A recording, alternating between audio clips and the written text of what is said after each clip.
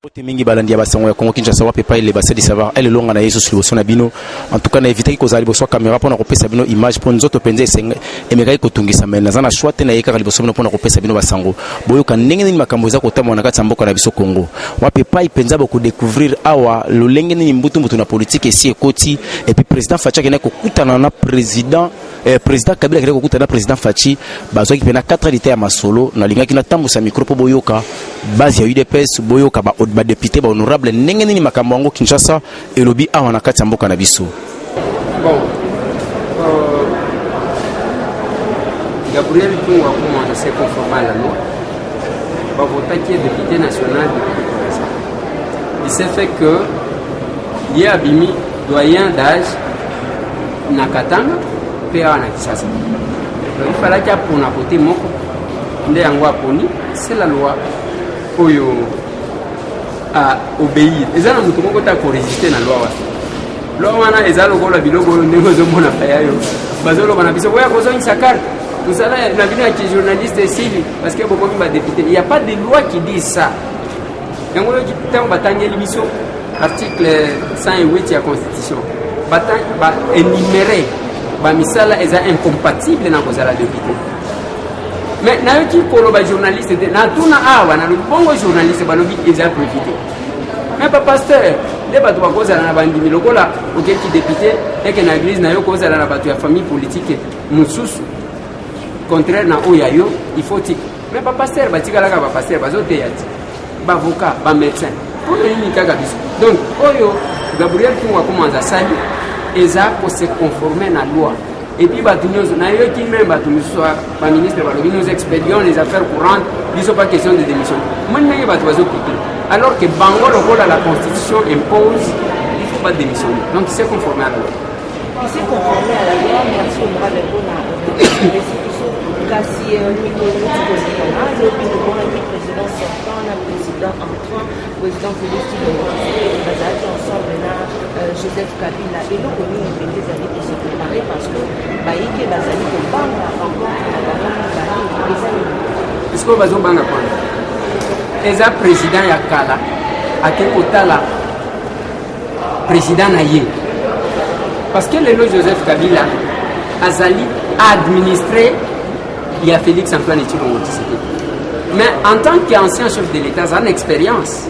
Moi, je peux partager dans mon inganaï ou à Outiboko. Batu balinga tellement polémique pour la ligne à quelle tenue militaire.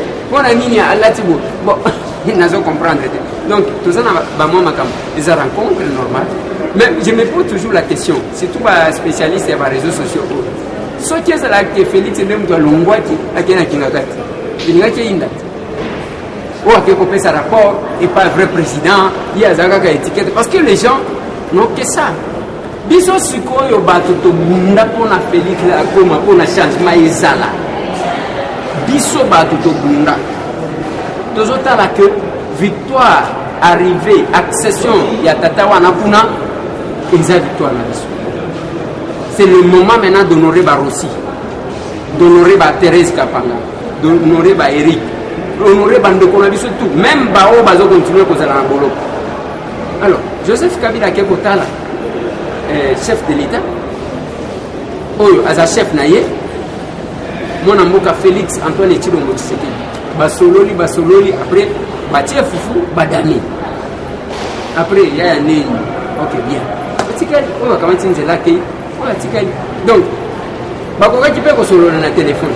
Mais Joseph Kabila yoika, pour ça na mon atiti, na mon afati. Ake comme mon afati. Ayekuna, comme c'est l'ancien chef de l'État.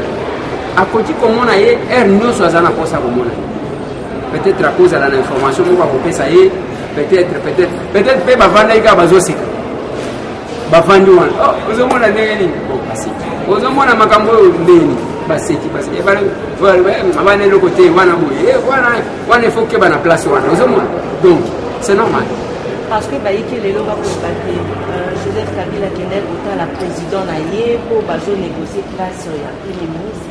On est à qui à l'ordre du jour, à ce que je sache, on est à qui Basolo qui a monté. Est-ce que pour la Basolo la Premier ministre, il faut qu'à Bamona. Et là, on a besoin de Seka. azolo ya yo moni jour wana tangu nazolo latisa yo eloko wana nazolo keba eloko wana za kimukie esimba ki omoni eloko wana tangu omoni dossier amalizo wana bato bakomanda ka bazali ka kosolola bazoseka kola lobite eloko omoni biloko na bino basoda bata kinga nzoto kinga nzoto nana ekipe mazo katana donc ezaki kaka bato bavandi bazosolola bapase kaka dimanche bazobeta masolo et puis alobi na bon moko yaka na kinga kati au tufuma oyaka na kinga kati parce que kuna ba espace za wana tozoki mabambango parce que omoni Joseph Kabila kendaki supermarché ba congolais mabena culture babandi kotandama pour te ayaki en tant que kaka ne individu nyoso ayaka tout comme Félix Antoine Tshilombo Tshisekedi yokati akoti côté ya Saint-Luc na supermarché akoti kuna alobi na bagari bino pe bolikisi naza pe na posa ya kovivre akoti wana bazo yoshe mona chef de l'état zo beta servi na ba kuna ne bato wana parce que omoni ezama ka ndenge biso tozo souffrir place ne se zoya kobi ki député na kena c'était prévu na kutana na général moko na tuna makambo terrain moko bazote général wana tamu na zoya na entrée police wa zawana azosenga nga honorable tika ba téléphone koso ndima ki député na ngate ba bonto raka honorable la téléphone te pona kota pas général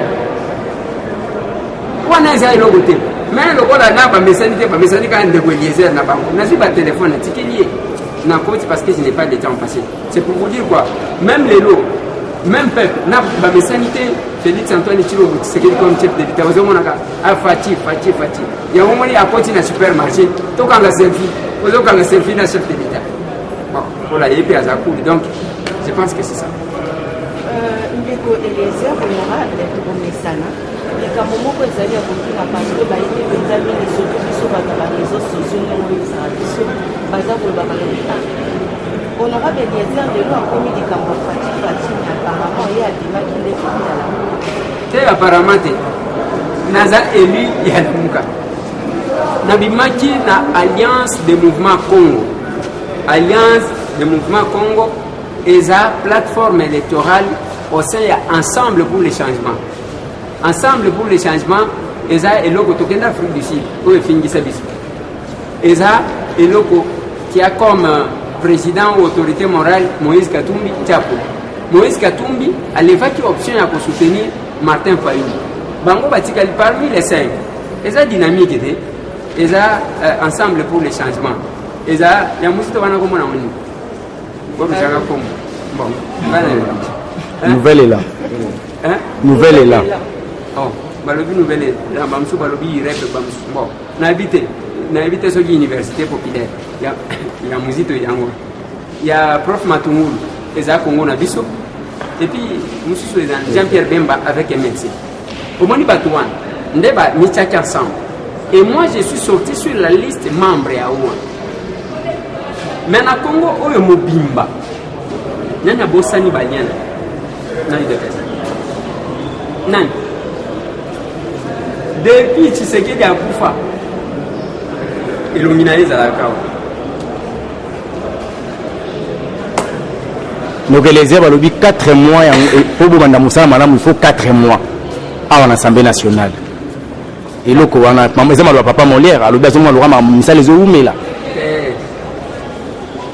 omoni vitesse biso toye nango tolimite makambo ete tozokosana même ke session normalement toza na kati ya session extraordinaire session normalement eza na mois de mars le 15 mars awa nous avons quelques missions même temps tozoya na viazo tunanga même makambo ezokende malembe non nous avons des missions au bureau provisoire bazaka na mission validation des mandats règlement intérieur installation à bureau définitif biloko misato soki esili tokati tozeli le 15 mars wana nde tokoti bakopesa biso na session oyo makambo tokolobela yango nde tokodiscute après badiscussion wana tokodiscute nde tobandi kokende tobandi honorable président motion awa bamotion comme tel eza te donc eza na mission spécifique ce n'est pas que au bout de 4 mois tozobanda wana on ne va pas inventer la roue ce n'est pas awa toza na session extraordinaire parce que eza na bamission oyo ya kosala le 15 mars tobandi session normale session ordinaire du mois de mars. Solo ya mbutu na assemblée provinciale likambo ya 100 000 tozolo kezobeta makuna eza risque pour la ville province ya ba ville province ya mboka na biso Congo te état député national te ngana buti ko lobango awa na lobi une chose parce que ezana biloko moko biso tozokomisa netia nazana bonne nouvelle pour na bande kona biso ya diaspora boyebi bonne nouvelle à mweza nini parce que tolobaki tozobanda d'obtenir double nationalité pour que bande kona biso wana bazala l'aise bazala na tracasserie te mais ça n'est une décision bauti kozwa sikoyo ba congolais d'origine nyonso ata soki ozwa nationalité ivoirienne okozwa liso visa na mboka na yo te zwa avion kita deko komi na entrée nde bazwi visa kutelio olakisi kaka soki ozaka na passeport na yo akala soki ozaka na nini olakisaka ke yo oza congolais d'origine bapesi yo visa okoti na mboka na yo déjà tracasserie ou invitation prise en charge à bout. Maintenant oyo ezosalema na assemblée provinciale eza nini ngai nazoproposer ke baannule makambo ya kovote bagouverneur na basénateur et pas bato misusu mpona nini parce que bato wana bazovote yo ozomona bacandidat gouverneur ozomona bacandidat sénateur la plupart eza bato baéchoué na élection awa peuple a sanctionné bango peuple aboyi bango alobi bino te yo kokende ozwi moto ya modele wana ozongiseli ye peuple mais peuple akoyina yo ti na 2023 bato bazomona 5 ans lokola eza ebele 2023 eza pebele bakosanctionne mpe lokola parce que mbongo wana bazozwa ba 30 000 ba 50 000 soki ndenge nini ekosila mais ce n'est pas bien je suis pour biloko mibale banile basénateur babana kovote bango epa peuple bagouverneur oyebi gouverneur ezwa même na 2006 ya André bavotaki ete mais accueilli babimisi gouverneur ozo pona mutu qui vient en rupture avec la population. Est-ce que vous comprenez au moins? La personne qui vient en rupture avec la population boyé yo zuye wan otie wan ayena mbongo abandi ko pesa bino wana troublé, on doit annuler cette discours. Il y a élection à gouverneur par quelques personnes. Il y a mis balena zo proposer ville ya Kinshasa, province ya Kinshasa et sengele zo double dépendance. Si ça ne dépendait que de moi. Et dépendait qu'en assemblée provinciale, puis en assemblée nationale. Parce qu'ils ont miroir et mboka, ils ont siège à institution, ils ont capital. Parce que ceux qui, tous les cas, députés provinciaux, ils ont 48. Le gouverneur peut se dire, bon, ceux qui ont têtu makasi, ils ont 100 000 balles, 100 000 balles. Ils ont 4 millions 800 000. Après, si bango, akangi si bango, manga tche bango na poste. Faut qu'on le dise, on le dit, on a fini parce qu'ils ont mendiant. Mais awa nzungo yoko ya kopesa 500 télé parce que ce qui est cité ndenge tozomona basanité tomatisier tobenye akobana kozala des fois à répondre en assemblée provinciale des fois répondre awa okomona ndenge bato bakozonga na mulungu parce que moyen ya kozwa bato nyonso ekozala te ako préférer azwa kambongo lia ko corrompre asala la kanango musala comme ça makambo ezala bien na kisasa. Honorable Eliezer, une dernière question. Les alliés normaux que vous avez, ils ont comprendre le message il y a président Félix Tshisekedi qui a fait si pour les diaspora, exilés politiques, celui de Banane, Basoma Awa, non, les Gambouans n'ont pas pas trop bien. Net out, depuis samedi, les autres sont dans les réseaux sociaux. Au discours, ça qui est à sauter. Place Balobaki qu'il faut pas lever sa sanction. Oui, c'est normal. Qui a rédigé les discours? Les amis ministres des Affaires étrangères. Abanda qui déjà va démarcher à que il faut pas lever sa sanction. Mais Simbité. À tiens, on a discours et à chef de l'État. Ce que nous pouvons condamner, c'est le fait qu'on n'a pas donné le temps au président de lire le discours. Vous voyez comme il y a discours comme un modèle. Alors, tant qu'on a tellement de sanctions, le rôle a contre sauté. Les accords qui savent que Félix, c'est président, on a été bazoro, étiquette pour ça, il n'est pas ce président-là. Deuxièmement, Bandeko, je dois dire merci à Bandeko parce qu'il a fait la vidéo dans la préfecture à Paris. Parce qu'il y a quand même les gens qui ne veulent pas l'intégration. makambo misusu nayebi te soki eza motema mabe oyo alobaki te ke bakamata bato nyonso batia bango na avion bozongisa bango alobaki meme na Brazzaville soki oza na mosala ya kosala te zonga na mboka comme ça toluka moyen yake ozwa mosala c'est clair que ça baimposaki mutu te et puis la procédure soki olingi komizongela mutu soki oza na mokanda okobanga te bato baza na mwa difficulté eza bato peut-être aza nanu na procédure mutu oyo aza nanu na procédure nde aza na problème parce que procédure ekose bloqué soki olobaki ke ngai nazalaka mutu ayibe pese ngai balingaki Kabila alingaki abomanga mutu nyonso oyo alobaki ke Kabila alingaki abomanga nde bakoloba te lokola Kabila asi alongwe yo kozonga celui-là peut avoir les problèmes mais mutu aza na mokanda na ye eza ya likambo nini ozosi parce que na réseaux sociaux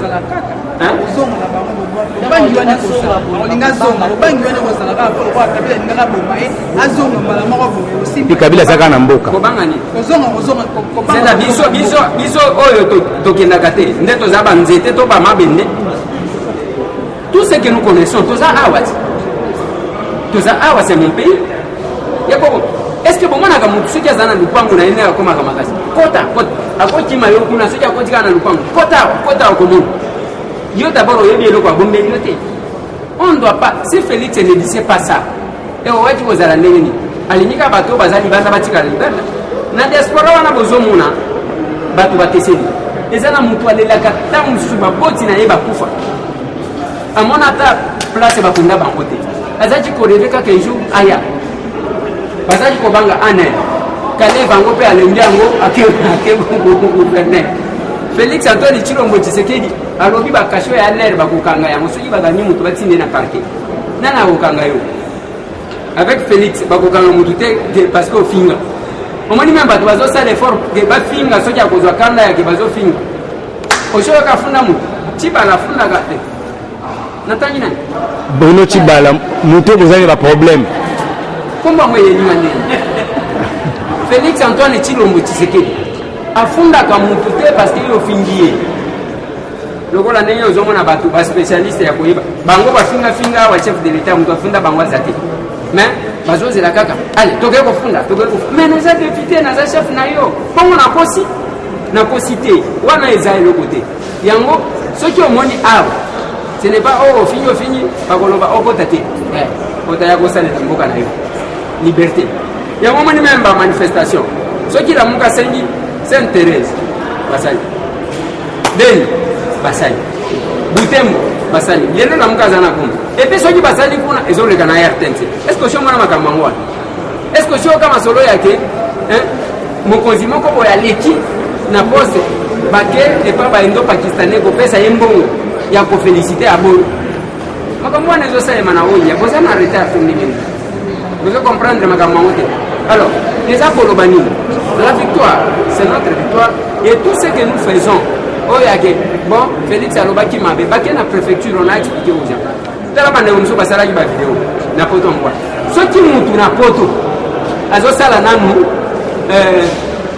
video ya eloko akolia même ana kisasa omonika mutu avandi ona ozonga mboka te awa nali yake vida ata moko est-ce que ozomona ata mutu avandaka na quartier nini reculé ya kisasa akosa leloko wana te mais quand vous voyez quelqu'un en Europe avandi penza azosala video azosala eza ya kolakisaki aliaka eza pasi bon eza komituna d'abord eza kofingisa famille na ye ya kolakisaki place autre biloko akolia ezalaka te mwana mboka les honorable bokomi wapi na Bruno Tshibala pamba tafundaki na cour constitutionnelle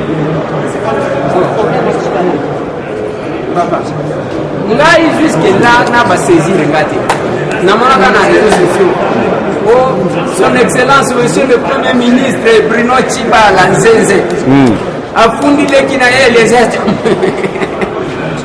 balobi ezosala te toilette eza salite est-ce que soki mutu alobi toilette eza salite eza infraction soki balobi ayake na palais du peuple toilette eza salite bana na ye bazwi te est-ce que nga ndandu nalobi obie nanga bazwaki nga na lobi bazwi te moi je ne comprends pas makambo soki balobi ayake na palais du peuple toilette eza salite olobi oza mokonzi na ye mais bongo nakosi j'ai qualité d'interpeller le premier ministre lui n'a pas qualité de m'interpeller. Merci Nabino Sobolandaki émission Oyo Tokomi na Suka wapi pa ipenzanga el provi longa na zoki tan ko luka ko se pulmoner pour na ko pesa bino pena information sûre et avec la clarité. Ce qui vous sepelaki une émission to pesa nzambe merci ngana no to comme na suka à la prochaine.